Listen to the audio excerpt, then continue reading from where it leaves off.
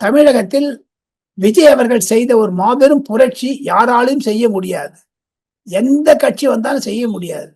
அது ஒரு இயற்கையாக சூழலில் வந்தது. அது விஜய்க்காக வந்ததோ அல்லது திராவிட முன்னேற்ற கழகத்திற்கு எதிராக இருந்ததோ, பொதுமக்கள் அந்த போதைப் பொருள் மூலமாக 2021 26 மட்டும் ஆளுநர் ஆர்.என். ரவி சொன்ன மாதிரி 22,000 கொலைகள், 60,000 விதவைகள், விடோஸ்.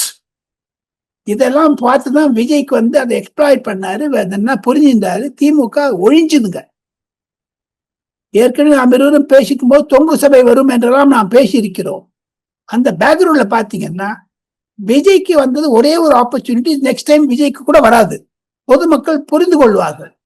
இந்த பிரச்சனை நடுவில் விஜய்க்கு எதிராக யார் இருக்காங்க? இப்போ திமுகவா அதிமுகவா?